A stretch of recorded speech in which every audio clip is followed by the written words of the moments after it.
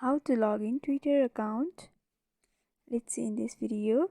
Before getting started, subscribe to our channel and hit the bell icon for more updates from us. Now let's get into the video. First of all, you need to open up your Twitter application on your device. Once you open up the app, you'll be able to see this interface.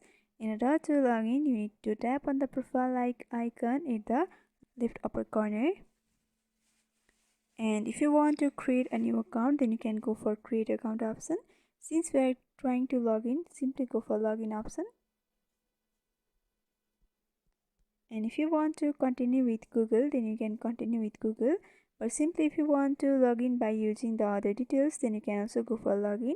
Here I am continuing with Google. If you are continuing with Google, then you need to choose your Gmail account with which you want to log into your Twitter account. Once you choose, you will be directly logged into your Twitter account. So this is how you log in Twitter. I hope this video was helpful. Don't forget to like, comment, share and subscribe to our channel for more updates from us. Thanks for watching.